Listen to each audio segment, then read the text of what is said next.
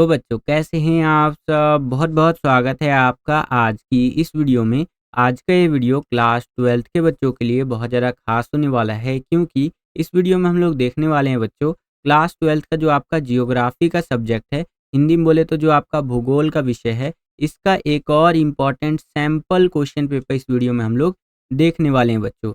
और जैसे कि आपको पता ही है कल यानी कि 26 फरवरी, जी हाँ बच्चों, 26 फरवरी 2026 को आपका क्लास 12th का सीबीएसई बोर्ड का बोर्ड एग्ज़ाम होने वाला है। तो आप में से बहुत सारे बच्चे हैवी डिमांड कर रहे थे कि सर एक और सैंपल पेपर का वीडियो लेकर के आइए, एक और सैंपल पेपर का वीडियो लेकर के आइए। तो फाइनली आपके इतने हैवी डिमांड पर मैं यहाँ पर सैंपल पेपर नंबर 4 का वीडियो लेकर के आ चुका हूँ, यानी कि चौथे सैंपल पेपर का वीडियो लेकर के आ चुका हूँ। इससे पहले मैंने 3 सैंपल पेपर्स ऑलरेडी अपलोड कर दिए हैं, वन शॉट की वीडियो अपलोड कर दी है, मैप की वीडियो अपलोड कर दी है, तो सभी तरह के कंटेंट मैंने आपके अपलोड कर दिए हैं। अगर अभी तक आपने नहीं देखा उन वीडियोस को तो आपको चैनल पे वीडियो देखने को मिल जाएगा और प्लेलिस्ट भी बना दी है, वहाँ से जाकर के आप देख सकते हैं। इस वीडियो में हम लोग चौथा सैंपल पेपर सॉल्व करेंगे और लिटरली बता रहा हूँ ये वाला सैंपल पेपर ना मैंने बचा करके रख रखा था आज के दिन के लिए, ठीक है। जो क्वेश्चन मैं आपको करवाने वाला हूँ बड़े ध्यान से देख करके जाइएगा। इसी में से बहुत सारे क्वेश्चन आपके पेपर में डिट्टो रिपीट होकर के आ जाएगा, सेम टू सेम छप करके आ जाएगा। और जियोग्राफी उन चुनिंदा सब्जेक्ट्स में आता है बच्चों जिसमें जो क्वेश्चन हम आपको देते हैं वही क्वेश्चन सेम टू सेम आ जाता है, ठीक है। तो चलिए वीडियो को शुरू करते हैं और एक एक करके क्वेश्चंस को समझते हैं बच्चों। और हाँ, वीडियो शुरू करने से पहले एक चीज़ बोलूँगा, इस वीडियो पर 700 लाइक्स कंप्लीट करवा दीजिएगा, इससे हमारा मोटिवेशन बहुत ज़्यादा बढ़ता है इसी तरह की वीडियोज़ को बनाने के लिए, ठीक है। आपका एक एक लाइक हमारे लिए बहुत ज़्यादा कीमती है बच्चों, तो लाइक ज़रूर कर दीजिएगा, ठीक है। चलिए वीडियो शुरू करते हैं। अनुभाग ए बोले तो सेक्शन ए के अंदर, इसके अंदर हमसे एमसीक्यू टाइप के क्वेश्चंस पूछे जाएंगे। तो चलिए देखते हैं कि करके क्वेश्चंस को। यहाँ पर पहला क्वेश्चन देखिए क्या पूछ रहा है कि निम्न में से जनसंख्या का कौन सा वर्ग कार्यशील जनसंख्या को दर्शाता है। कार्यशील जनसंख्या मतलब जो काम कर सकती है, ठीक है। अब देखिए आपका आंसर तो यहाँ पर हो जाएगा 15 से लेकर के 59 साल। इसको थोड़ा सा समझिए बच्चों। जैसे मैं बात करूँ कि एक व्यक्ति है जो यहाँ पर जन्म लेता है, तो उसका एज मान लीजिए 10 साल है, तो 10 साल वाले आदमी से तो आप काम करवा नहीं सकते, वो तो बच्चा हो जाएगा बिल्कुल।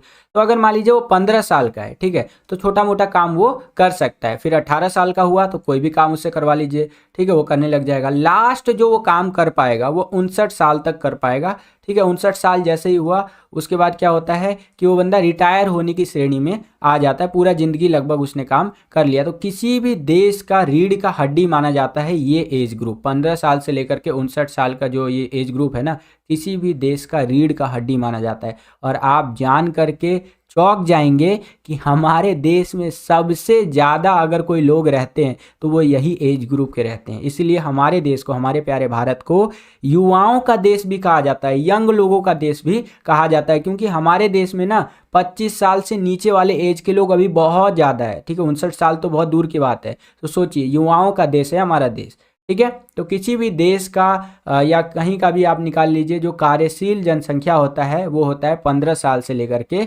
59 साल, ठीक है। तो ये आपका option number A correct answer हो जाएगा। सेम यही क्वेश्चन इंग्लिश मीडियम में इस तरह से रहेगा। यहाँ पर आप देख सकते हैं which of the following population class represent the working population. तो एज आपका 15 से लेकर के 59 ईयर तक का एज ग्रुप जो होता है ये आपका वर्किंग पॉपुलेशन के अंदर आता है, ठीक है। और जियोग्राफी के लिए बहुत ज़्यादा डिमांड हो रही थी बच्चों, इतनी ज़्यादा डिमांड पर हम आपके लिए वीडियो लेकर के आए हैं। तो इस वीडियो को ज़्यादा से ज़्यादा लाइक जरूर कीजिएगा बच्चों। जितना ज़्यादा वीडियो को आप लाइक करते हैं उतना ज़्यादा हमारा मोटिवेशन बढ़ता है। अगर आप एक लाइक करेंगे तो इससे हमारा मोटिवेशन का जो लेवल है वो लाखों करोड़ों अरबों खरबों गुना बढ़ जाता है, ठीक है। एक बच्चा तो फिजिकल एजुकेशन के सैंपल पेपर के कमेंट सेक्शन में कमेंट कर रहा है, सर आप जियोग्राफी का पेपर नहीं ला रहे हो, मैं लाइक नहीं करूँगा। तो लो बच्चों, ले आया मैं आपके लिए जियोग्राफी का सैंपल पेपर, इतनी मेहनत करके तो लाइक कर दीजिए, ठीक है। अगर और भी आप सैंपल पेपर चाहते हैं जो भी सब्जेक्ट का, तो कमेंट करके बताइएगा कि किस सब्जेक्ट का सैंपल पेपर हम ले करके आए आपके लिए।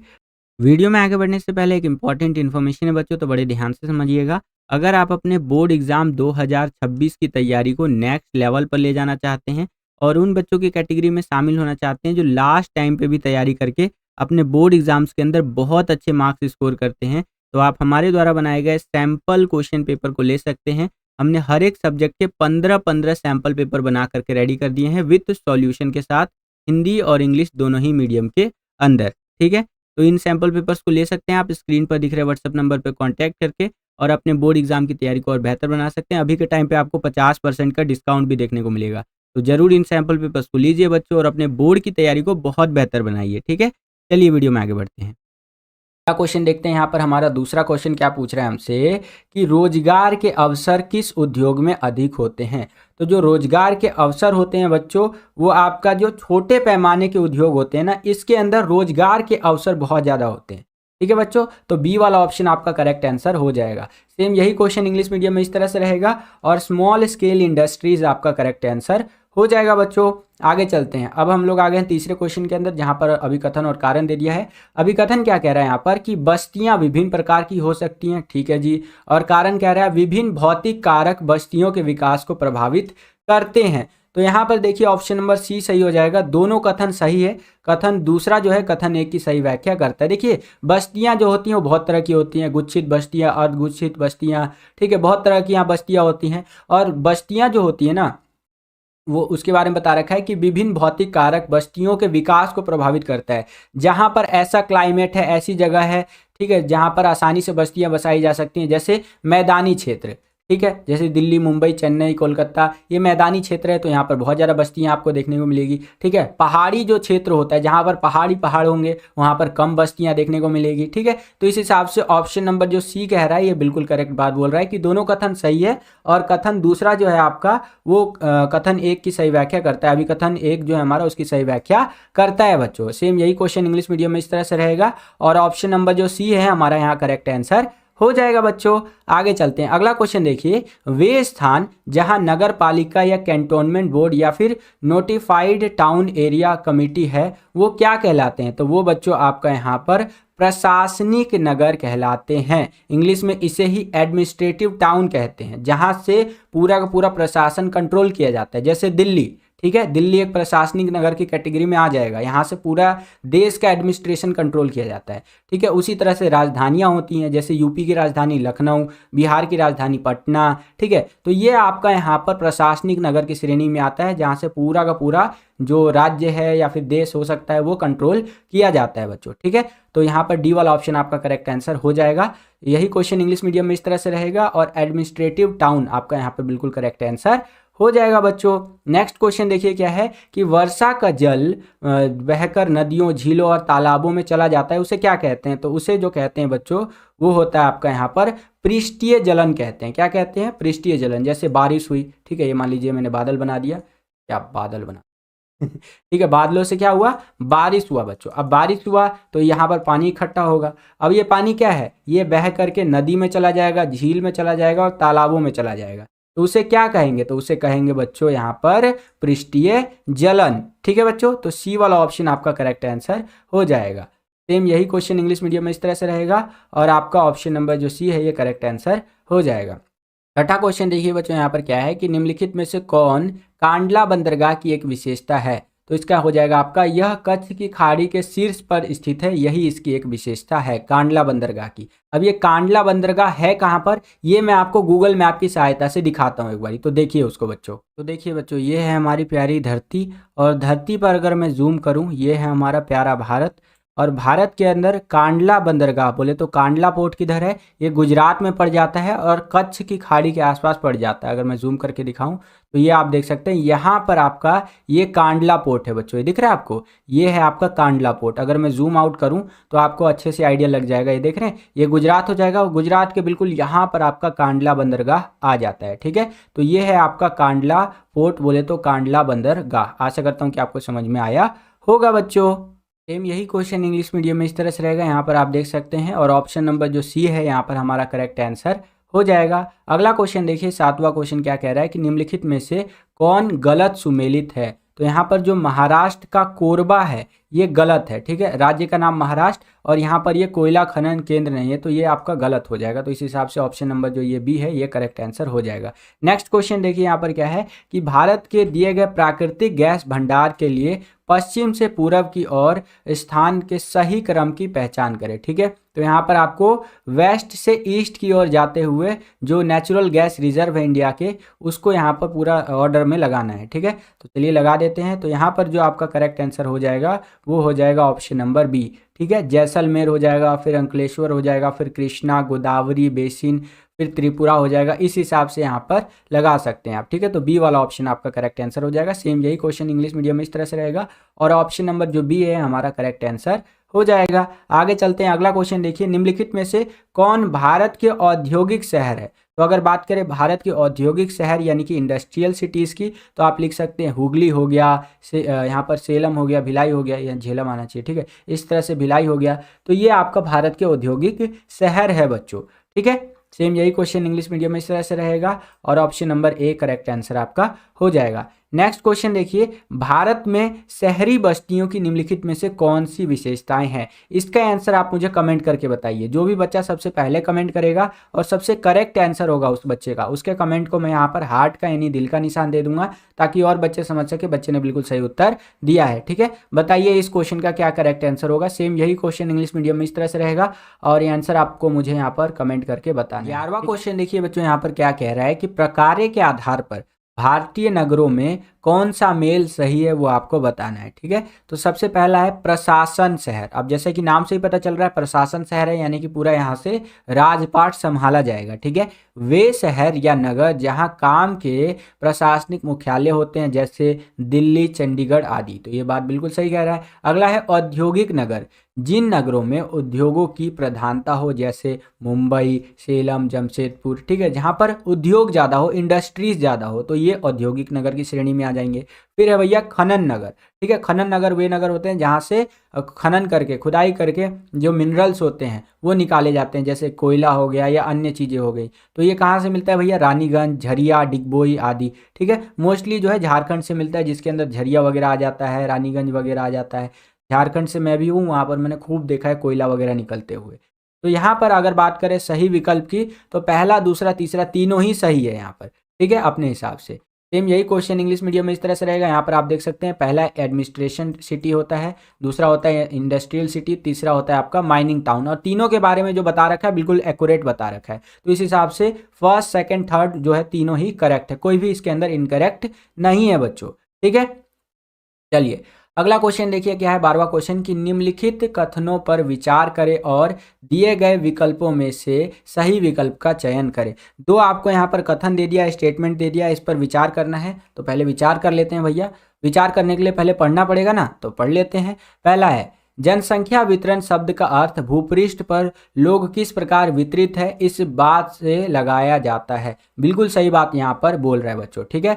और विश्व की 90% जनसंख्या जो है इसके 10% स्थल भाग में निवास करती है, ये भी बात बिल्कुल सही कह रहा है, ठीक है। देखिए पहले स्टेटमेंट में इसने बोला कि जनसंख्या का जो वितरण होता है, ठीक है, मान लीजिए हमारी धरती है, यहाँ पर मैं डॉट डॉट डॉट डॉट ये जो लिख रहा हूँ ना, इस तरह से निशान लगा रहा हूँ, तो ये आपका क्या हो गया, ये जनसंख्या है, ठीक है। तो जनसंख्या वितरण ये जो शब्द है बच्चों, इसका अर्थ होता है कि भूपृष्ठ पर यानी जमीन के ऊपर किस प्रकार से जनसंख्या वितरित है, यानी कि बटी हुई है, फैली है, इस बात से हम लोग जनसंख्या वितरण का अनुमान लगा सकते हैं। और दूसरा स्टेटमेंट कह रहा है कि जो विश्व है यानी वर्ल्ड है, उसकी 90% जो आबादी है, जनसंख्या है, वो वर्ल्ड के केवल 10% स्थल भाग में ही निवास करती है, ठीक है। मान लीजिए पूरा 90% जो पॉपुलेशन है पूरी धरती का, वो केवल 10% हिस्से पे ही रहती है, बाकी का हिस्सा ऐसे ही है, खाली है, ठीक है। तो ये भी बात यहाँ पर बिल्कुल सही कह रहा है। तो इस हिसाब से आपका यहाँ पर ऑप्शन नंबर जो थर्ड है, दोनों कथन सही है, ये करेक्ट आंसर हो जाएगा बच्चों। सेम यही इंग्लिश मीडियम में इस तरह से रहेगा, क्वेश्चन देख सकते हैं आप, और both the statements are correct, ये आपका करेक्ट आंसर हो जाएगा। ओके, चलिए अगला क्वेश्चन देखिए, जो व्यक्ति वर्ष में 183 दिन लाभकारी कार्य करता है उसे क्या कहते हैं। तो वह होता है बच्चों आपका मुख्य कामगार। क्या होता है बच्चों, मुख्य कामगार, मेन वर्कर होता है। जैसे आपके घर में आपके पिताजी है, ठीक है, तो आपके पिताजी, जिनको मेरा हाथ जोड़ करके नमन है, ठीक है, वो एक साल में 365 दिन होता है, तो उसमें से मान लीजिए कम से कम 300 दिन तो वो काम करते ही होंगे, ठीक है। तो 183 दिन से जो ज़्यादा काम करते हैं वो मुख्य कामगार यानी मेन वर्कर की कैटेगरी में आते हैं। तो आपके पिताजी उस कैटेगरी में आएंगे। जो इससे कम काम करते हैं वो अलग कैटेगरी में आएंगे, ठीक है बच्चों।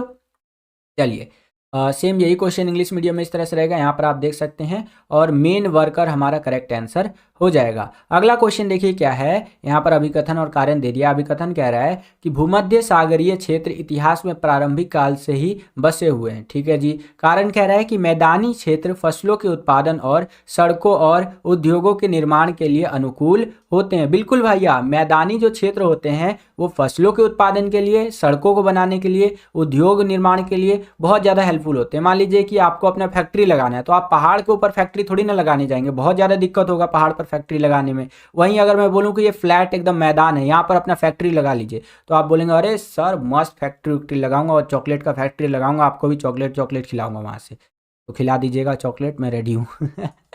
और कैडबरी का चॉकलेट बनाइएगा, वो चॉकलेट अच्छा होता है कैडबरी का। खैर, बैड जोक। तो यहाँ पर आपका ये जो कारण है वो तो बिल्कुल सही बात यहाँ पर कह रहा है। ठीक है, और अभिकथन भी यहाँ पर बिल्कुल सही कह रहा है। तो इस हिसाब से आपका डी वाला ऑप्शन करेक्ट हो जाएगा। अभिकथन और कारण दोनों सही है, लेकिन कारण अभिकथन की सही व्याख्या नहीं करता है। कहीं ना कहीं अभिकथन भी ठीक है, लेकिन यहाँ पर सही व्याख्या नहीं की जा रही है। ठीक है बच्चों, तो ये आपका डी वाला ऑप्शन करेक्ट आंसर हो जाएगा। अब देखिए यही क्वेश्चन इंग्लिश मीडियम में इस तरह से रहेगा, और इसका आंसर हो जाएगा ऑप्शन नंबर डी हमारा बच्चों। ठीक है, चलिए आगे चलते हैं। अब हम लोग आ गए हैं भैया आपका केस स्टडी इन सब पर आधारित प्रश्नों के अंदर, तो इसको भी देख लेते हैं थोड़ा सा।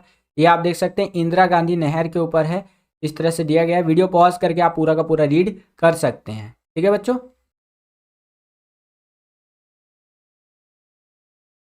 और ये जो है आपका एनसीईआरटी से लिया गया है ये।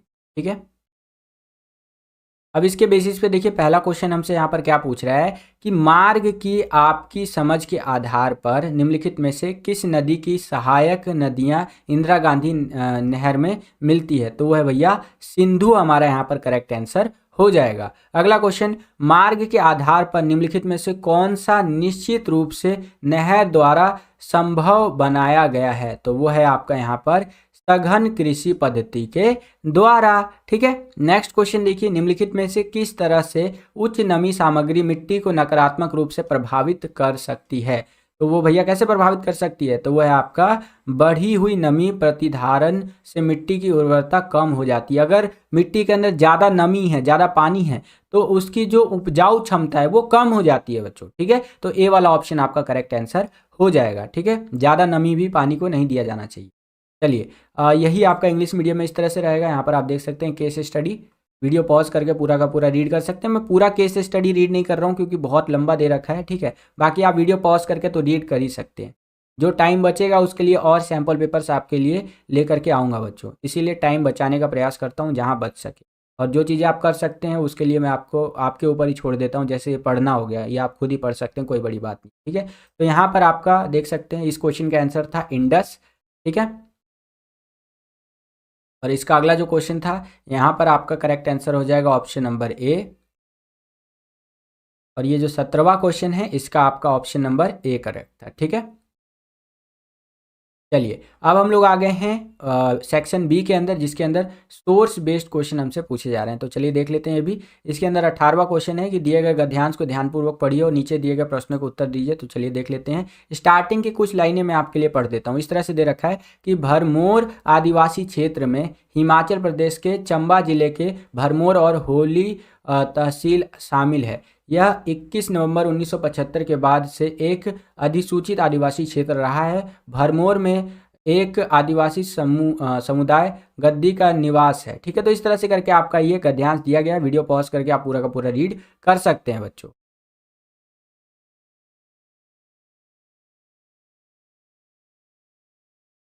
अब इसी के बेसिस पे देखिए पहला क्वेश्चन क्या पूछ रहा है कि गद्दी जनजाति समुदाय ने हिमालयी क्षेत्र में एक अलग पहचान कैसे बनाए रखी है। तो आंसर इस तरह से होगा, गद्दी आदिवासी समुदाय ने हिमालयी क्षेत्र में एक अलग पहचान बनाए रखी है क्योंकि उन्होंने जैसे कि पारगमन का अभ्यास किया है और गद्यली बोली के माध्यम से बातचीत करते हैं। अपना उनका यूनिक बातचीत करने का स्टाइल है।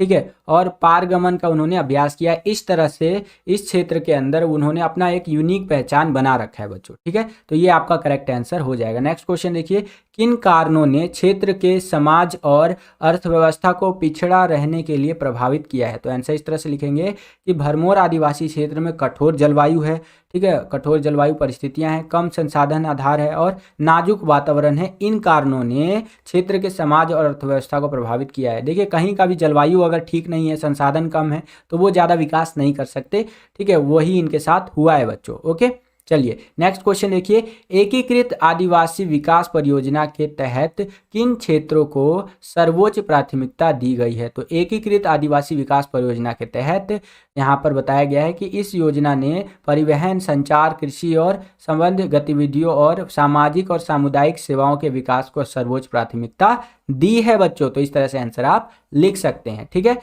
यही आपका इंग्लिश मीडियम में इस तरह से रहेगा, आप देख सकते हैं। वीडियो को पॉज करके आप यहाँ पर रीड भी कर सकते हैं बच्चों।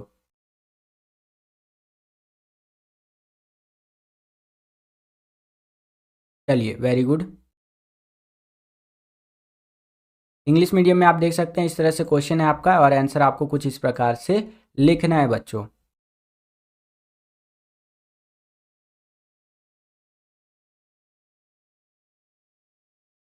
अब हम लोग आ गए हैं 19वें क्वेश्चन के अंदर। ये काफ़ी इंपॉर्टेंट है बच्चों, ध्यान से देखिएगा। यहाँ पर देखिए क्या बोल रहा है कि दिए गए मानचित्र को ध्यान से देखें और निम्नलिखित प्रश्नों के उत्तर दे। तो यहाँ पर आपको एक मैप दे दिया है। ये जो मैप है बच्चों आपका, ये ट्रांस साइबेरियन रेल मार्ग का है, ठीक है। ऊपर ही आपका लिखा हुआ हिंट आपको मिल गया यहाँ पर, ये ट्रांस साइबेरियन रेल मार्ग का है। और यहाँ पर आप देखेंगे तो रेलवे स्टेशन के नाम आपको दे रखे हैं कि कौन कौन से रेलवे स्टेशन है, यहाँ पर कहाँ कहाँ से ये गुजरता है, पूरा रेल मार्ग है ना, पूरा का पूरा यहाँ पर बताया गया है। बिल्कुल ध्यान से देख लीजिए, ये इंपॉर्टेंट है, कई बारी पेपर में आ चुका है बच्चों ये, ठीक है। आप देखिए इसके बेसिस पर क्या क्वेश्चन हमसे पूछ रहा है कि रेलवे लाइन और उस देश का नाम बताइए जहां ये स्थित है। तो रेलवे लाइन का नाम है ट्रांस साइबेरियन और ये रूस के अंदर स्थित है बच्चों। आप देख सकते हैं यहाँ पर लिखा हुआ है रशिया और यहाँ पर ये स्थित है रेलवे लाइन बच्चों। यही क्वेश्चन इंग्लिश मीडियम में इस तरह से, और यहाँ पर आप देख सकते हैं आंसर आपको ऐसे लिखना है। नेक्स्ट क्वेश्चन देखिए क्या है कि ए और बी के रूप में चिन्हित स्टेशनों के नाम बताइए। अब यहाँ पर आप देखेंगे तो ए और बी से दो स्टेशन है, उसके नाम आपको बताने हैं बच्चों। इसके लिए क्या करना पड़ेगा आपको, आपका सपोर्ट मटेरियल उठाइए, उसके अंदर आपको ये सारा इस तरह के क्वेश्चंस देखने को मिल जाएंगे हर चैप्टर से, उसको एक एक बार नज़र मार लीजिए, ठीक है। चित्र के आधार पर क्वेश्चन पूछा जाता है और जो आपका सपोर्ट मटेरियल है ना, वो आपके लिए एक तरह से वरदान है बच्चों जियोग्राफी के पेपर के लिए, क्योंकि मोस्ट ऑफ द क्वेश्चन जो आते हैं वो सपोर्ट से ही आते हैं। मैं आपको अपने अनुभव के आधार पर बता रहा हूँ। तो अपनी सपोर्ट मटेरियल को बिल्कुल एकदम, जैसे एक नागिन जो होती है ना, वो किसी का चेहरा देख लेती है और उसको हमेशा के लिए याद रखती है, तो वैसे ही आपको नागिन तो नहीं बनना है। यहाँ पर आपको अपने सपोर्ट मटेरियल को बिल्कुल देख लेना है, जो क्वेश्चन समझ ना आए उसको रट्टा मार लो भाई, जो इंपॉर्टेंट लग रहा है।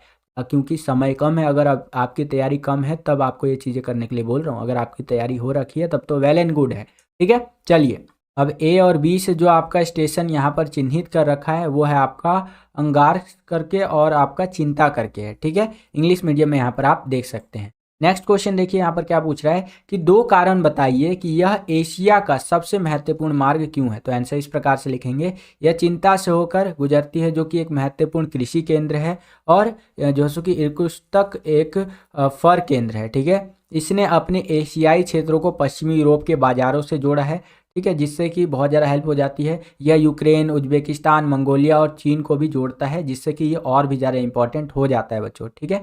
तो इस तरह से आंसर आप लिख सकते हैं। सेम यही क्वेश्चन इंग्लिश मीडियम में इस तरह से रहेगा और आंसर आपको कुछ इस प्रकार से लिखना है बच्चों। आ गए हैं सेक्शन सी के अंदर, जिसको हिंदी में आप खंड सी भी कहते हैं। इसके अंदर हमसे क्वेश्चन नंबर 20 से लेकर के 23 तक क्वेश्चन पूछे जाएंगे, जो कि शॉर्ट आंसर टाइप के क्वेश्चन होने वाले हैं बच्चों, ठीक है। चलिए देखते हैं एक करके क्वेश्चन को। यहाँ पर सेक्शन सी का पहला क्वेश्चन और इस क्वेश्चन पेपर का 20वां क्वेश्चन देखिए क्या पूछ रहा है हमसे कि स्वामित्व के आधार पर उद्योगों का वर्गीकरण कीजिए, ठीक है, यानी ओनरशिप के बेसिस पर। देखिए इसका इंग्लिश में एक बार मैं आपको दिखा देता हूं। यहाँ पर देखिए क्वेश्चन इंग्लिश में कैसे पूछा है कि classify the industries on the basis of ownership, ठीक है। ओनरशिप के आधार पर, मालिकाना हक के आधार पर इंडस्ट्रीज जो है वो कितने प्रकार की होती है। तो टोटल 3 प्रकार की इंडस्ट्रीज होती है मालिकाना हक के आधार पर, ओनरशिप के बेसिस पे। पहला होता है आपका प्राइवेट सेक्टर का, दूसरा होता है पब्लिक सेक्टर का, और तीसरा होता है प्राइवेट और पब्लिक दोनों का मिक्सचर, ठीक है, जिसको हिंदी में आप बोलते हैं सार्वजनिक क्षेत्र के उद्योग कह लीजिए, या इस तरह से इंडस्ट्रीज कह लीजिए।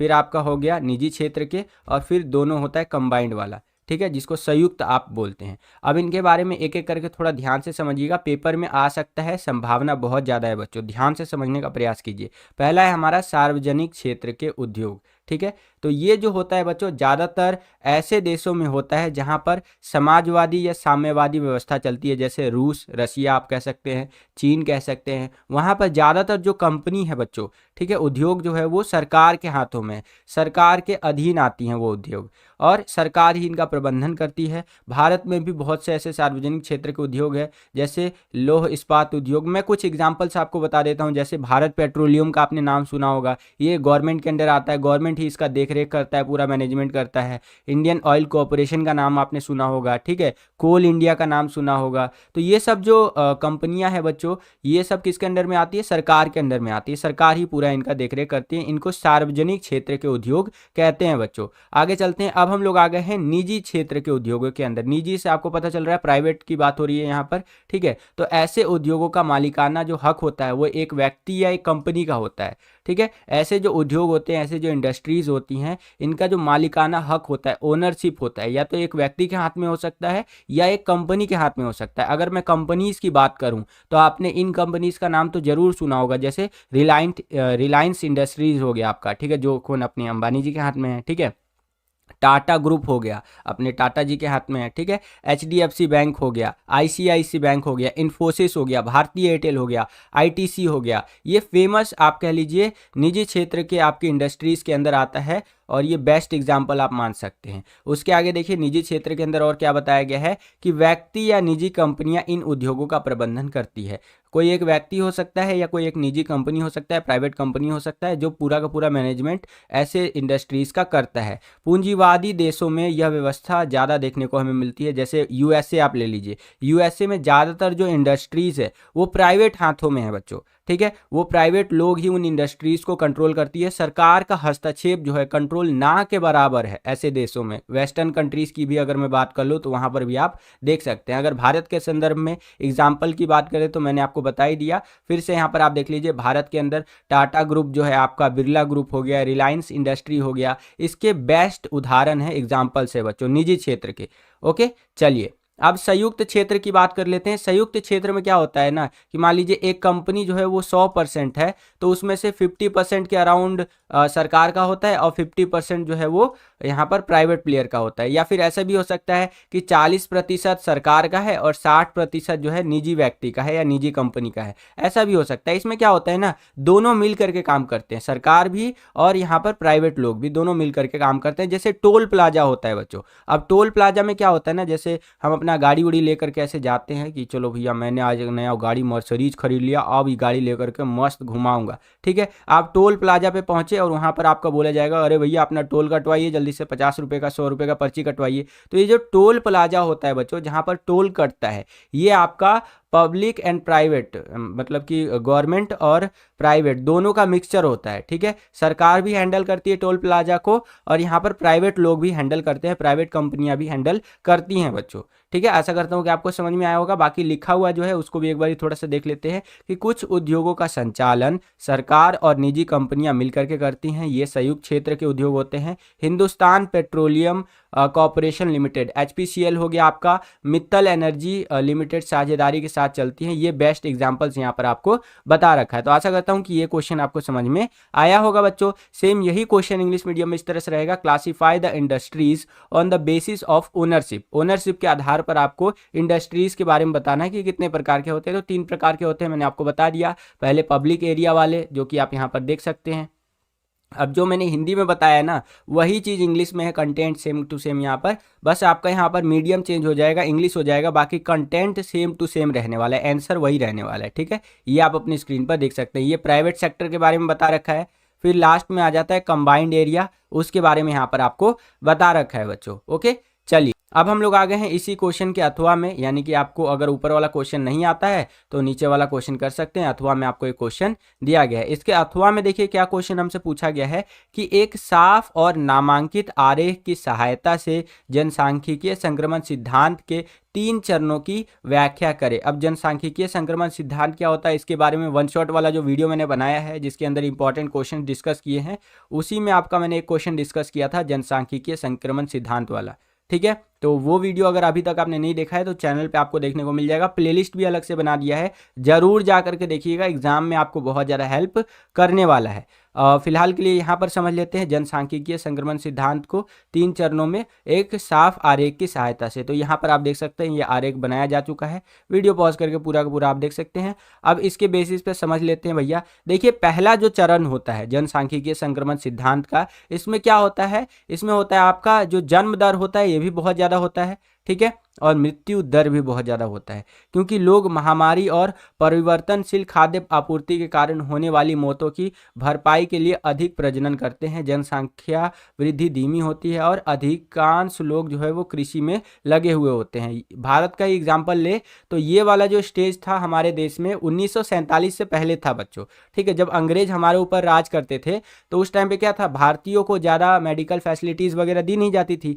तो भारतीयों में क्या था कि ज़्यादा बच्चे पैदा होते थे और ज़्यादा बच्चे मरते भी थे, मृत्यु को भी शिकार हो जाते थे, क्योंकि मेडिकल फैसिलिटी नहीं था और एक परिवर्तन के दौर से भारत उस टाइम पे गुजर रहा था, ठीक है। अधिकांश लोग उस टाइम पे कृषि में लगे हुए थे और इस चरण में भी यही होता है कि ज़्यादातर जो लोग होते हैं वो फार्मिंग के सेक्टर में यानी कृषि के क्षेत्र में लगे हुए होते हैं, जहाँ पर बड़े परिवार को ही एक संपत्ति माना जाता है।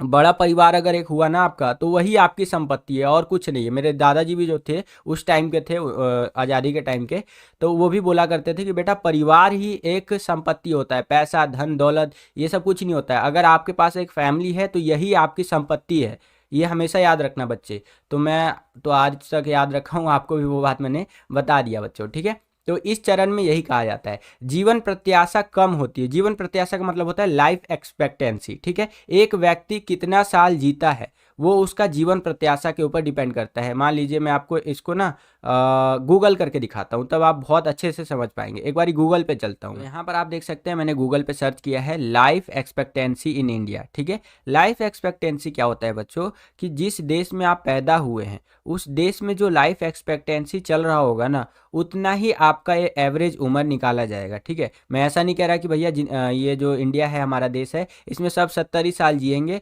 और उससे ज़्यादा किसी की उम्र हो ही नहीं सकती। एक एवरेज निकाला जाता है बच्चों कि हाँ एक जो व्यक्ति पैदा लिया है इस देश में वो इतना तो उम्र काट के ही जाएगा, तो वही लाइफ एक्सपेक्टेंसी होता है। तो अगर भारत की बात करें तो भारत में अगर कोई व्यक्ति पैदा लेता है तो वो 70 साल तो मिनिमम जी करके जाएगा ही, 2020 के अकॉर्डिंग यहाँ पर बताया गया। वही मैंने सर्च किया लाइफ एक्सपेक्टेंसी इन यूएसए, तो वो है भैया 77 साल, 77 ईयर तो जी करके जाएगा वो। वही मैंने चाइना का सर्च किया लाइफ एक्सपेक्टेंसी इन चाइना, तो 78 ईयर्स है बच्चों, 78 साल तो व्यक्ति जी करके ही जाएगा। वही मैंने हांगकांग का सर्च किया लाइफ एक्सपेक्टेंसी इन हांगकांग, तो वो है 85 साल, ठीक है, यानी कि एक व्यक्ति पैदा हुआ है तो एवरेज 85 साल जी करके ही जाएगा वो। और अगर यहाँ का एवरेज ही 85 साल है तो मान लीजिए आराम से व्यक्ति यहाँ पर 100 टच कर सकता है, कोई बड़ी बात यहाँ पर नहीं है। तो ये होता है बच्चों लाइफ एक्सपेक्टेंसी। आशा करता हूँ कि आपको समझ में आया होगा बच्चों। तो जैसा कि मैंने आपको बताया जनसांख्यिकीय संक्रमण सिद्धांत का जो पहला चरण होता है स्टेज 1 होता है बच्चों,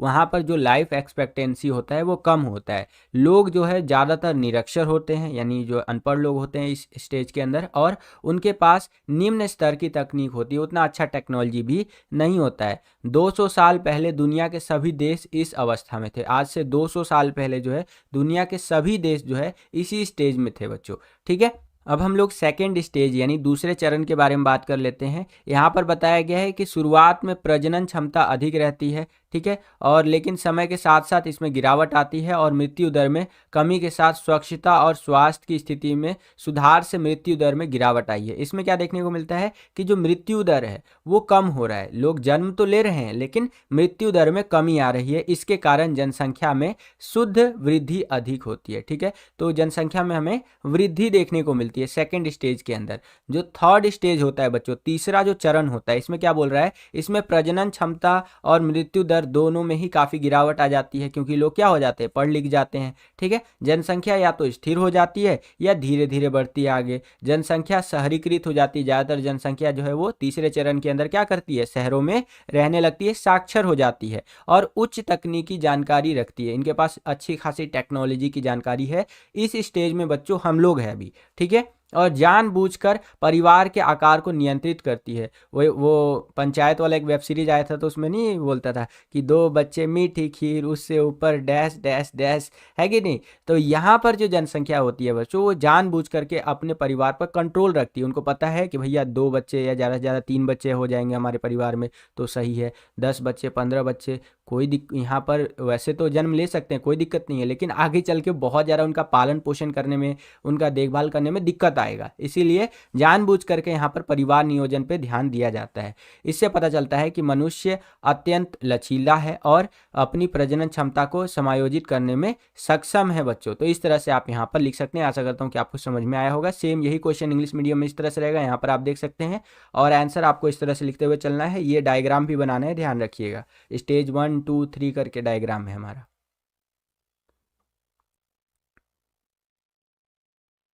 वीडियो अगर आपको पसंद आ रहा है तो वीडियो को लाइक भी करते चलिएगा। और थोड़ा सा हो सकता है ऑडियो में आपको बदलाव देखने को मिला हो, क्योंकि आज सुबह से ही ऑडियो में थोड़ा इशू आ रहा था। अभी बहुत कोशिश करने के बाद जाकर के ऑडियो ठीक हुआ है बच्चों।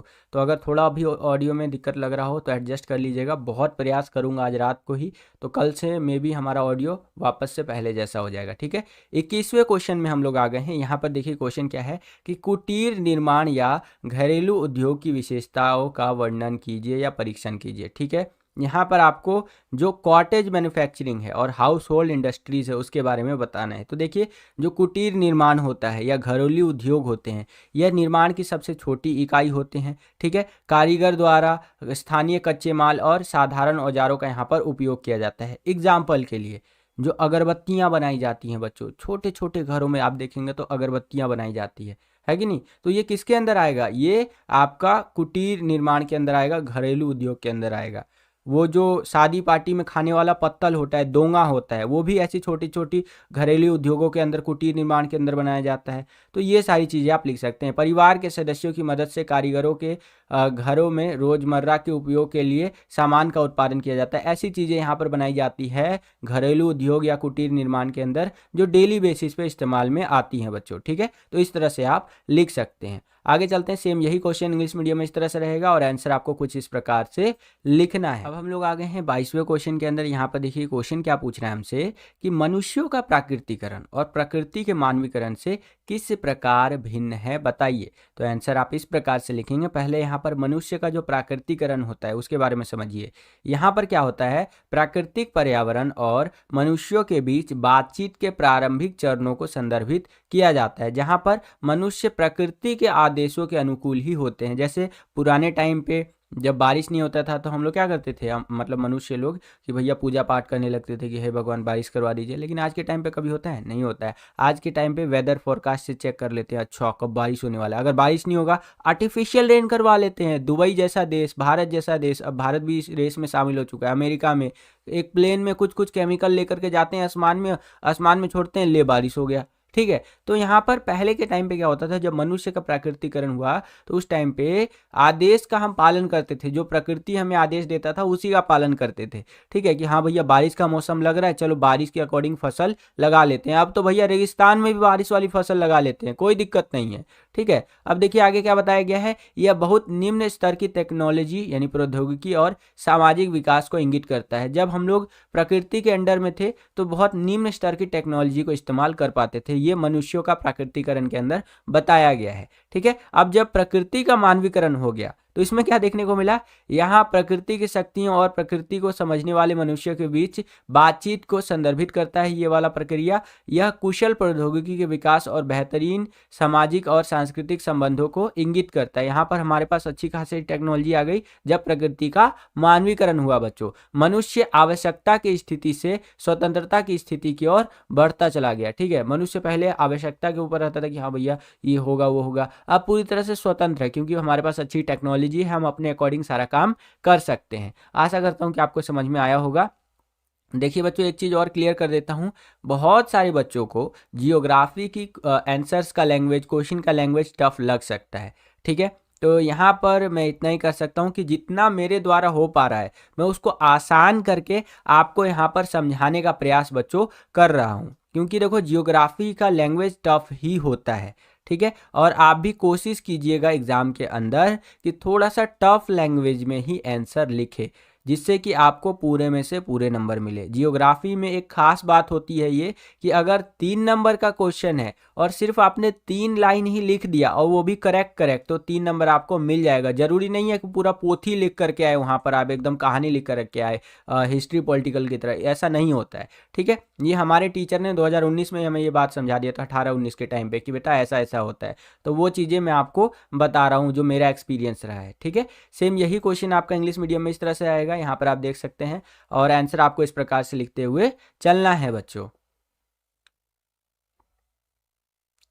अब इसी क्वेश्चन में आपको एक अथवा एक चॉइस दे दिया, यहाँ पर आप देख सकते हैं कि अगर आपको ऊपर वाला क्वेश्चन नहीं आता है तो नीचे वाला क्वेश्चन जो है इसको आप अटेंड कर सकते हैं। इसके अथवा में, इसके चॉइस में देखिए क्या क्वेश्चन हमसे पूछा है कि छोटे पैमाने व बड़े पैमाने के उद्योगों में अंतर स्पष्ट कीजिए। जो उद्योग छोटे पैमाने के होते हैं, जो उद्योग बड़े पैमाने के होते हैं, इन दोनों में क्या अंतर होता है वो आपको बताना है बच्चों। तो सबसे पहले हम लोग समझते हैं छोटे पैमाने के उद्योगों के बारे में। इंग्लिश में इसको स्मॉल स्केल इंडस्ट्री बोलते हैं, ध्यान रखिएगा। और जो दूसरा हम बात करेंगे उसको लार्ज स्केल के इंडस्ट्रीज बोलते हैं। तो जो छोटे पैमाने के उद्योग होते हैं, स्मॉल स्केल इंडस्ट्रीज होती हैं, इनका जो निर्माण स्थल होता है उसके बारे में बता रखा है कि इस प्रकार के उद्योगों में निर्माण स्थल घर से बाहर कारखाना होता है, और कच्चा माल जो होता है इन इंडस्ट्रीज के लिए, इन उद्योगों के लिए, वो स्थानीय कच्चा माल के रूप में ही इसको इस्तेमाल किया जा सकता है। ठीक है, रोजगार के अवसर जो है इसमें बहुत ज़्यादा अधिक होता है, जिससे स्थानीय निवासियों की क्रय शक्ति बढ़ती है, परचेजिंग पावर बढ़ती है। एग्जाम्पल के लिए बच्चों,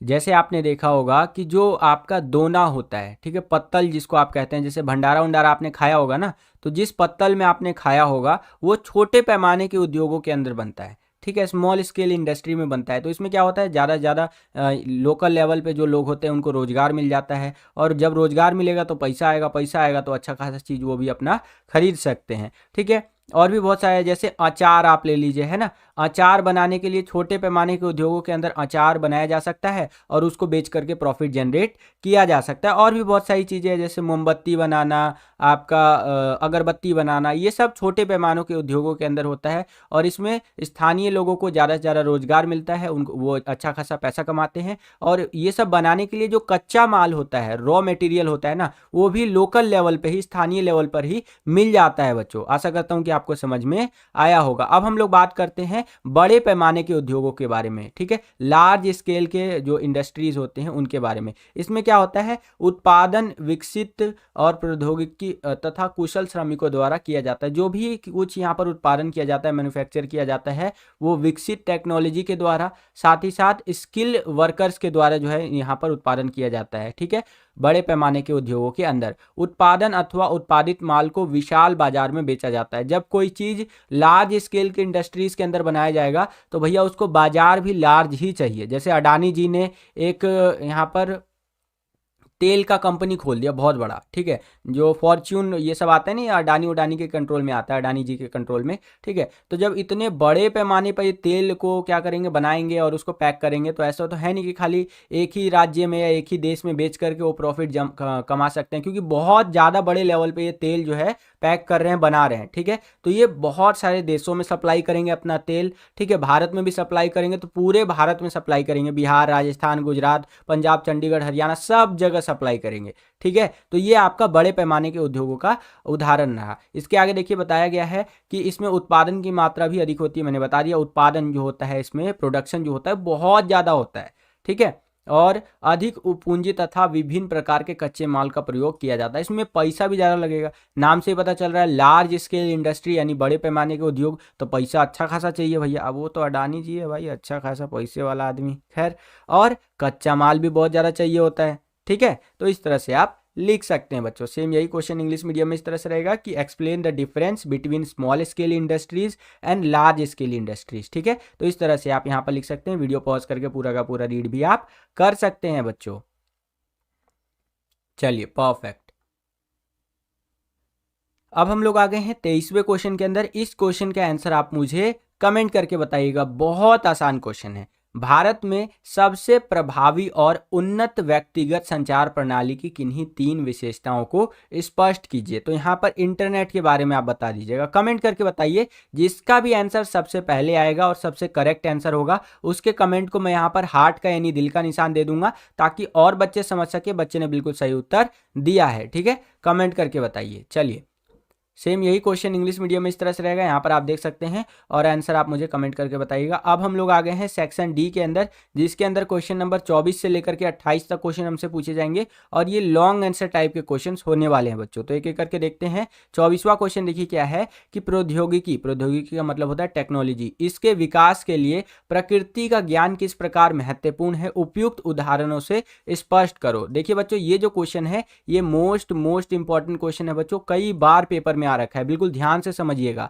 कि टेक्नोलॉजी के विकास के लिए किस प्रकार से हमें नेचर का यानी प्रकृति का ज्ञान होना बहुत ज्यादा जरूरी है। ठीक है, इसके बारे में यहां पर देखिए कि प्रौद्योगिकी टेक्नोलॉजी किसी भी समाज के सांस्कृतिक विकास की सूचक होती है। मानव प्रकृति के नियमों को समझ करके ही टेक्नोलॉजी का विकास कर सकता है। जैसे घर्षण और ऊष्मा की खोज ने, ठीक है, हमें यहाँ पर आग की खोज में बहुत ज्यादा मदद की। ये जो घर्षण और ऊष्मा की खोज थी, इससे हमने यहाँ पर आग की खोज बहुत जल्दी की, और हमें लगा अरे भैया 2 पत्थर अगर यहाँ पे टकराएंगे तो इससे अगवा निकलेगा। ओ भैया ये देखो हु ये देखो हु क्या हो रहा है, क्योंकि उस टाइम पे तो भाषा थी नहीं जब ये आग की खोज हुई। उस टाइम पे आदि मानव थे, तो एक आदि मानव दूसरे आदि मानव से जाके बोलेगा हु देखो दू को पत्थर टकरा रहे हु इसमें से चिंगारी निकलता हु।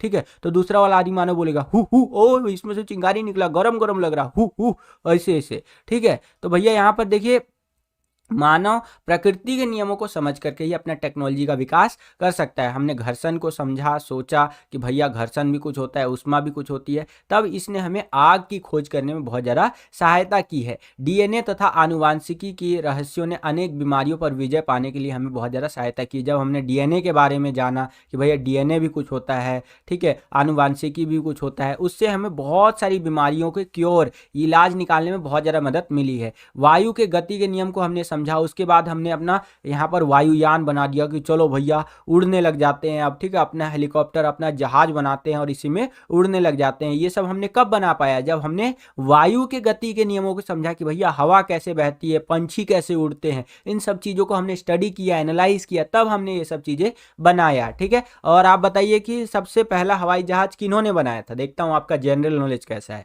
ठीक है, प्रकृति के ज्ञान के आधार पर ही सांस्कृतिक वातावरण का निर्माण होता है। ठीक है, तो इस तरह से क्वेश्चन का आंसर आप लिख सकते हैं बच्चों। सेम यही क्वेश्चन इंग्लिश मीडियम में इस तरह से रहेगा कि how is knowledge of nature important for the development of technology, explain with suitable examples. ठीक है, तो आपको कुछ इस प्रकार से आंसर लिखना है बच्चों।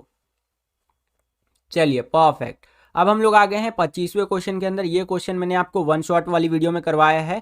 भारतीय कोंकण रेलवे का निर्माण कब हुआ, इसका विस्तृत वर्णन कीजिए। तो देखिए, भारतीय कोंकण रेलवे का निर्माण 1998 में हुआ था। ये वही साल है जब भारत ने अपना सफल परमाणु परीक्षण किया था। और इसकी प्रमुख विशेषताओं की बात करें तो यह रेल मार्ग जो है रोहा महाराष्ट्र को कर्नाटक के मंगलोर से जोड़ता है, 760 किलोमीटर लंबा है। यह रेल मार्ग 146 नदियों, धाराओं और 2000 पुलों एवं 91 सुरंगों को पार करता है बच्चों। इस मार्ग पर एशिया की सबसे लंबी 6.5 किलोमीटर वाली जो सुरंग है वो भी पड़ती है। ये रेल मार्ग जो है 6.5 किलोमीटर लॉन्ग जो टनल है, सुरंग है, इसको पार करता है। सोचिए, 1 किलोमीटर वाला टनल के अंदर अगर आपको घुसा दूं ना मैं, तो बोलेंगे अरे सर जी कहाँ आ गया, 1 किलोमीटर चल रहा हूं, बिल्कुल अंदर टनल ही टनल है। और ये जो रेल मार्ग है ये 6.5 किलोमीटर लंबा टनल को पार करता है। ठीक है, एशिया का सबसे बड़ा टनल है ये। इस परियोजना में कर्नाटक, गोवा और महाराष्ट्र राज्य शामिल है बच्चों। ठीक है, तो इस तरह से आंसर आप लिख सकते हैं। सेम यही क्वेश्चन इंग्लिश मीडियम में इस तरह से रहेगा कि when was the Indian Konkan railway built, describe it in detail करके। ठीक है, तो आंसर आपको कुछ इस प्रकार से लिखना है बच्चों। चलिए आगे चलते हैं। अब हम लोग आ गए 26वें क्वेश्चन के अंदर। यहाँ पर देखिए क्वेश्चन क्या है हमारा कि पाइपलाइन परिवहन की विशेषताएं बताइए। जो पाइपलाइन परिवहन होता है जिसके अंदर पाइप के थ्रू जो है चीज़ों को एक जगह से दूसरी जगह और दूसरे जगह से इधर लाया जाता है। जैसे हम गैस वगैरह खरीदते हैं, प्राकृतिक गैस वगैरह दूसरे देशों से, तो पाइपलाइन के थ्रू खरीदते हैं। ठीक है, या पूरी दुनिया में इस तरह से गैस को जो बेचा जाता है और ख़रीदा जाता है वो पाइपलाइन के थ्रू ही होता है। और भी बहुत तरह की चीज़ें, जैसे पानी जो है एक जगह से दूसरी जगह ले जाना है, लाना है, तो पाइपलाइन के थ्रू ले जाया जा सकता है, लाया जा सकता है कि नहीं? तो उसकी आपको विशेषता बतानी है। तो आंसर इस तरह से लिखेंगे, किसी भी प्रकार की जलवायु और धरातल पर आसानी से बिछाई जा सकती है। इसको कोई फ़र्क नहीं पड़ता कि इसको आप रेगिस्तान में बिछा दीजिए, समुद्र के नीचे बिछा दीजिए, ज़मीन के अंदर बिछा दीजिए, कहीं पर भी आप इसको बिछा सकते हैं पाइपलाइन परिवहन को, ठीक है। लंबे समय तक उपयोग करने पर सस्ती पड़ती है। इसको आप लंबे समय तक अगर उपयोग करेंगे तो ये सस्ता पड़ेगा, क्योंकि देखिए इसको लगाने में खर्चा बहुत आता है, सस्ता नहीं पड़ता, ये लगाने में खर्चा बहुत आता है, लेकिन अगर लॉन्ग टर्म तक इसको आप यूज करेंगे ना तो इससे आपका पूरा रिकवरी हो जाएगा बच्चों। समय की बहुत ज्यादा बचत होती है, प्रदूषण नहीं होता, ये बहुत बड़ी खासियत है। तरल व गैसीय पदार्थों के परिवहन के लिए बहुत ज्यादा उपयोगी होता है। अगर आपको तरल वाला पदार्थ को, जैसे पानी वगैरह, एक स्थान से दूसरे स्थान पर भेजना है तो पाइपलाइन के थ्रू भेज सकते हैं, गैस वगैरह भेजना है तो गैस भेज सकते हैं, ठीक है। तो इस तरह से विशेषता आपको लिख देनी है। विशेषता के अंदर खासियत लिखिएगा बच्चों, ध्यान रखिएगा, कमियां मत लिख दीजिएगा विशेषता के अंदर। कई सारे बच्चे जब विशेषता पूछ लेता है किसी चीज की तो उसके अंदर कमियां भी लिख देते हैं, तो कमियां आपको नहीं लिखना है बच्चों, केवल उसकी खासियत लिखिएगा जब विशेषता आपसे पूछा जाए, ठीक है। सेम यही क्वेश्चन इंग्लिश मीडियम में इस तरह से रहेगा कि give the characteristics of pipeline transport, तो आंसर आपको कुछ इस प्रकार से लिखना है। इसी क्वेश्चन में आपको एक अथवा दे दिया है कि अगर आपको ऊपर वाला क्वेश्चन नहीं आता तो नीचे वाला कर सकते हैं, कि प्रकृति पर मानव प्रयासों की छाप स्पष्ट रूप से दिखाई देती है, उपयुक्त उदाहरणों द्वारा स्पष्ट कीजिए। तो आंसर आप इस प्रकार से लिखेंगे कि प्रकृति अवसर प्रदान करती है और मानव उनका उपयोग करता है, धीरे धीरे प्रकृति का मानवीकरण हो जाता है तथा प्रकृति पर मानव प्रयासों की छाप पड़ने लग जाती है। जैसे हमने क्या क्या किया भैया, महासागरों का समुद्री मार्ग के रूप में इस्तेमाल करने लग गए, ठीक है, और उच्च भूमि पर स्वास्थ्य विश्राम स्थल बना लिए, ठीक है, अंतरिक्ष में उपग्रह प्रक्षेपण किया हमने, कृषि, नगर, पुलों का निर्माण आदि किया। तो इस तरह से आप कह सकते हैं कि प्रकृति अवसर प्रदान करती है और मानव उसका इस्तेमाल करता रहता है, इसलिए हमारी छाप वहां पर दिखाई देती है बच्चों, ठीक है। और मैं आज ठीक है बहुत ज़्यादा ही बोल रहा हूँ, मैंने भी अभी नोटिस कर लिया। चलिए कोशिश करूँगा थोड़ा इसको कम करूँ। यही क्वेश्चन इंग्लिश मीडियम में इस तरह से रहेगा और आंसर आपको कुछ इस प्रकार से लिखना है। ओके बच्चों, चलिए अब हम लोग आ गए हैं 27वें क्वेश्चन के अंदर। ये वाला जो क्वेश्चन है बच्चों, जब मैं तैयारी कर रहा था ना तो उस टाइम पे मैंने समझा था कि भैया बहुत इंपॉर्टेंट क्वेश्चन है, और वाकई में ये इंपॉर्टेंट क्वेश्चन निकला भी। इसको घुमा घुमा करके भी पूछा जा सकता है आपसे, स्पष्ट रूप से जैसे यहाँ पर आप देख रहे हैं ऐसे भी आपसे ये क्वेश्चन पूछा जा सकता है कि पत्तनों को अंतर्राष्ट्रीय व्यापार के प्रवेश द्वार क्यों कहते हैं। यही क्वेश्चन इंग्लिश मीडियम में इस तरह से रहेगा कि why are ports called gateways of international trade, यानी जो पत्तन होते हैं, सी पोर्ट होते हैं, उसको अंतर्राष्ट्रीय व्यापार के, इंटरनेशनल ट्रेड का प्रवेश द्वार क्यों कहते हैं, वो आपको बताना है। तो देखिए, समुद्री पत्तन अंतर्राष्ट्रीय व्यापार में महत्वपूर्ण भूमिका निभाते हैं, इसीलिए इन्हें अंतर्राष्ट्रीय व्यापार के प्रवेश द्वार कहते हैं। आज भी दुनिया का 80%, 80 से 80 क्या 90% ले लीजिए अभी तो, ठीक है, 90% जो आपका व्यापार होता है पूरी दुनिया में वो समुद्र के ही रास्ते होता है, क्योंकि वो सस्ता पड़ता है कि नहीं। तो इसीलिए जो आपका अंतर्राष्ट्रीय व्यापार होता है उसके अंदर जो आपका समुद्री पत्तन है वो बहुत ज़्यादा इंपॉर्टेंट रोल प्ले करता है। पत्तन जहाज के लिए गोदी, सामान उतारने और लादने तथा भंडारण की सुविधाएं प्रदान करता है। एक जो पोर्ट होता है बच्चों, वहां पर आप क्या कर सकते हैं, सामान चढ़ा भी सकते हैं, शिप के अंदर सामान उतार भी सकते हैं, और उसी पोर्ट पर सामान अगर आपका आ गया है तो स्टोर करके भी आप रख सकते हैं। पत्तन अपने पृष्ठीय प्रदेशों से वस्तुएं इकट्ठा करने का काम करते हैं, जहां से उन वस्तुओं को अन्य स्थानों पर भेजा जा सकता है। तो ये चीजें भी आप लिख सकते हैं। आशा करता हूं कि ये क्वेश्चन आपको समझ में आया होगा। पत्तन का मतलब होता है पोर्ट बच्चों, ध्यान रखिएगा। सेम यही क्वेश्चन इंग्लिश मीडियम में इस तरह से रहेगा और आंसर आपको कुछ इस प्रकार से लिखना है। इसी क्वेश्चन में अथवा दे दिया, अगर आपको ऊपर वाला क्वेश्चन नहीं आता है तो नीचे वाला कर सकते हैं कि जनसंख्या वृद्धि की परिभाषा दीजिए, जनसंख्या की घनात्मक और ऋणात्मक वृद्धि में अंतर स्पष्ट कीजिए। दो क्वेश्चन को जोड़ करके एक क्वेश्चन पूछ लिया आपसे कि पहले बताना है जनसंख्या वृद्धि होता क्या है, फिर जनसंख्या की घनात्मक और ऋणात्मक वृद्धि आपको बतानी है बच्चों। तो देखिए, जनसंख्या वृद्धि क्या होता है, किसी क्षेत्र में निश्चित समयावधि में जनसंख्या में होने वाले परिवर्तन को जनसंख्या वृद्धि कहते हैं। जब जनसंख्या परिवर्तन को प्रतिशत में व्यक्त किया जाता है तो उसे जनसंख्या वृद्धि दर कहते हैं बच्चों। एग्जाम्पल के लिए, आप जिस मोहल्ले में रहते हैं या जहां पर भी आप रहते हैं, जिस भी सोसाइटी में, वहां पर आज जो जनसंख्या है 2024 की मैं बात कर रहा हूं, वहां पर 10,000 लोग रहते हैं, मैं यहां पर मान के चल रहा हूं, और अभी से 6 साल बाद यानी 2030 में यहाँ पर जो जनसंख्या हो गई आपके उस एरिया की वो हो गई यहाँ पर 20,000। कितनी हो गई बच्चों? 20,000 हो गई। तो ये दो टाइम पीरियड के बीच में जो जनसंख्या के अंदर परिवर्तन देखने को मिला, ये जनसंख्या वृद्धि हो गया बच्चों। और जब यहाँ पर इसी जनसंख्या परिवर्तन को प्रतिशत में व्यक्त किया जाएगा तो उसे ही जनसंख्या वृद्धि दर कह देंगे हम लोग। ओके बच्चों, पॉपुलेशन ग्रोथ रेट। चलिए, अब यहाँ पर जनसंख्या वृद्धि दो प्रकार की होती है। एक तो धनात्मक हो सकती है, धनात्मक मतलब प्लस में हो सकता है, जनसंख्या आगे बढ़ सकता है। एक ऋणात्मक हो सकता है, यानी माइनस में भी जनसंख्या जा सकती है। अब देखिए धनात्मक क्या होता है, किसी दो समय अंतरालों के बीच जब जन्म दर मृत्यु दर से अधिक हो जाता है तब वहाँ जनसंख्या की धनात्मक वृद्धि दर देखने को मिलती है। यानी कि जो बच्चे पैदा हो रहे हैं वो ज़्यादा है और लोगों की मृत्यु कम हो रही है, तो इससे क्या होगा, जनसंख्या बढ़ जाएगी। तो ये जनसंख्या की धनात्मक वृद्धि दर है। और जो ऋणात्मक होगा उसके अंदर क्या होगा, दो समय अंतरालों के बीच में जन्म दर जो है वो मृत्यु दर से कम हो जाती है। मृत्यु दर ज्यादा रहता है, जन्म दर कम हो जाता है। तो इसमें क्या होता है, वहां पर जनसंख्या की ऋणात्मक वृद्धि दर देखने को मिलेगी, जिससे कि वहां पर जनसंख्या कम हो जाएगी बच्चों। आई होप कि आपको समझ में आया होगा। वन शॉट वाली वीडियो में ये वाला क्वेश्चन मैंने आपको करवाया था। सेम यही क्वेश्चन इंग्लिश मीडियम में इस तरह से रहेगा और आंसर आपको इस प्रकार से लिखते हुए चलना है बच्चों। ओके, चलिए परफेक्ट।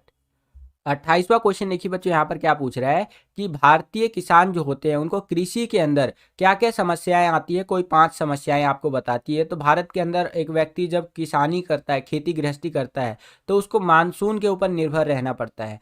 कम उत्पादन होता है, जो भी वो उगाना चाहता है वो कम उगता है। वित्तीय समस्याएं रहती है, पैसा वगैरह को लेकर के बहुत ज़्यादा दिक्कत रहता है। भूमि सुधार का अभाव देखने को मिलता है, व्यवसायीकरण का अभाव देखने को मिलता है, कमर्शियल चीज़ें नहीं होती है। वो किसान जब कोई चीज़ बेचने जाता है तो 2 रुपये किलो का रेट उसको मिलता है और जो व्यक्ति उसको खरीद करके दूसरे जगह बेचता है वो 50 रुपये किलो बेचता है। तो किसान को तो 2 रुपये किलो गया और वो व्यक्ति 48 रुपये कमा ले रहा है। तो ये किस कारण से होता है, व्यवसायीकरण के अभाव के कारण से होता है बच्चों। ठीक है, विशाल बेरोजगारी हमें देखने को मिलती है भारतीय किसानी के अंदर, क्योंकि भैया वो लगे हुए हैं एक तरह से और नहीं भी लगे हुए, बात बराबर ही है। फसल चौपट हो गई, सारा पैसा बर्बाद, सारी मेहनत बर्बाद। तो इस तरह से आंसर आप लिख सकते हैं। इन्हीं को एक्सप्लेन करके आपको लिखना है बच्चों। सेम यही क्वेश्चन इंग्लिश मीडियम में इस तरह से रहेगा और आंसर आपको कुछ इस प्रकार से लिखना है।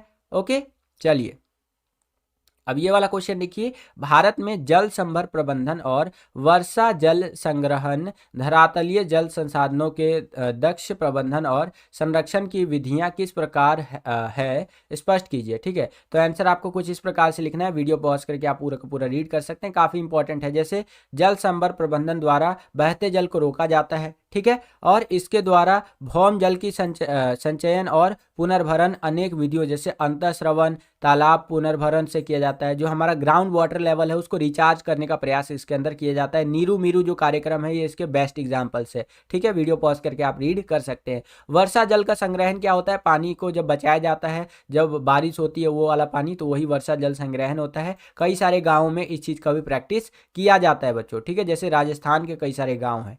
चलिए, सेम यही क्वेश्चन इंग्लिश मीडियम में इस तरह से रहेगा और आंसर आपको इस प्रकार से लिखते हुए चलना है बच्चों।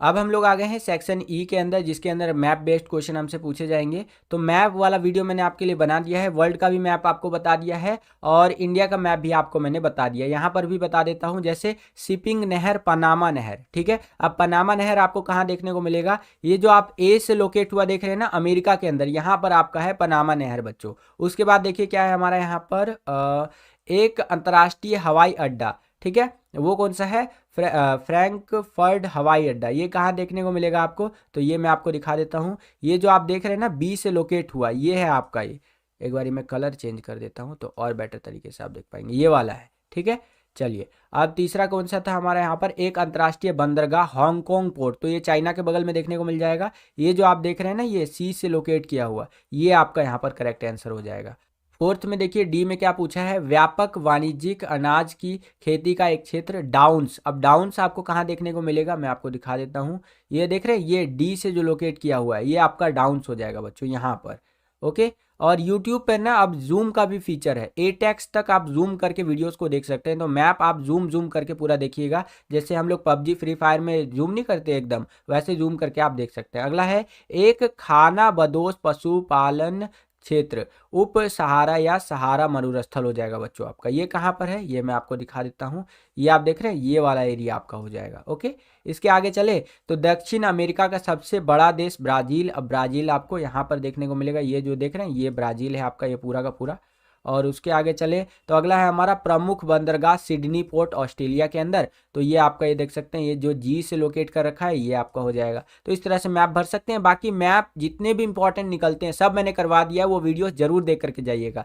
बाकी यहाँ पर ये कांडला पोर्ट आपको लोकेट करना है इंडिया के अंदर, खेतड़ी हो गया, बरौनी हो गया, सबसे कम जनसंख्या घनत्व वाला राज्य अरुणाचल प्रदेश हो गया, कर्नाटक बताना है जहाँ पर कॉफ़ी सबसे ज़्यादा उगाया जाता है, केरल एक अंतर्राष्ट्रीय हवाई अड्डा हो गया, और शहरीकरण के उच्चतम स्तर वाला राज्य हो गया गोवा। तो ये सारे लोकेशंस कौन कौन से हैं यहाँ पर मैं आपको दिखा देता हूँ। इधर अगर आप देखेंगे तो यहाँ पर ये रहा गोवा आपका। ओके, कर्नाटक जहाँ पर सबसे ज़्यादा कॉफ़ी उगाई जाती है, तो ये रहा आपका। इस तरह से और भी लोकेशंस आप देख सकते हैं। ठीक है, तो ये आपका यहाँ पर मैंने मैप लगा दिया है बच्चों। मैं लोकेट करके दिखा देता हूँ ना मैं आपको एक तरह से। देखिए कौन कौन से लोकेशन थे। भारत के पश्चिमी तट पर सबसे उत्तरी बंदरगाह कांडला, ये गुजरात में पड़ जाता है बच्चों। और ये इधर पड़ेगा आपका, ये जो देख रहे हैं यहाँ पर आपका कांडला पोर्ट पड़ जाता है। उसके बाद हमारा था यहाँ पर बिहार में स्थित एक बाजार आधारित तेल रिफाइनरी। ठीक है, तो बिहार में आ जाइए, यहाँ पर देख रहे हैं, यहाँ पर लोकेट कर दीजिएगा आप। ओके, अगला था हमारा यहाँ पर सबसे कम जनसंख्या घनत्व वाला राज्य अरुणाचल प्रदेश। तो अरुणाचल प्रदेश आपको चाइना से लगा हुआ देखने को मिल जाएगा, ये रहा आपका अरुणाचल प्रदेश।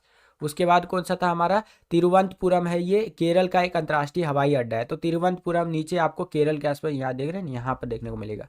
ठीक है, उसके आगे चले तो गोवा मैंने आपको बता ही दिया बच्चों, ये आप देख सकते हैं यहाँ पर आपका गोवा है बच्चों। तो इस तरह से ये लोकेशंस आप लोकेट कर सकते थे।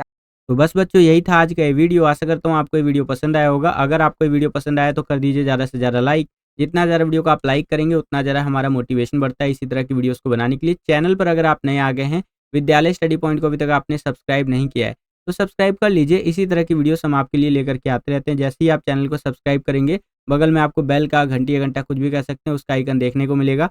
उसको प्रेस करके आपको ऑल पे क्लिक कर देना है, जिससे कि जो भी हम नया वीडियो अपलोड करें उसका नोटिफिकेशन सबसे पहले आपके फ़ोन पर आ जाया करे और आपकी जो तैयारी है एग्जाम्स के लिए वो और भी बेहतर से बेहतर तरीके से हो सके। ठीक है, अगर आप अपनी तैयारी को बहुत ही बेहतर बनाना चाहते हैं तो स्क्रीन पर आपको ये व्हाट्सअप नंबर दिख रहा है, इस पर आपको कॉन्टैक्ट करना है और आप यहाँ पर सैम्पल पेपर्स को लेकर के तैयारी को बहुत बेहतर बना सकते हैं बच्चों। इस वीडियो के लिए इतना ही, मिलता हूँ आपसे अगली और एक्साइटिंग वीडियो में। तब तक के लिए खुश रहिए, खुश रखिए सभी को। जय हिंद, वंदे मातरम।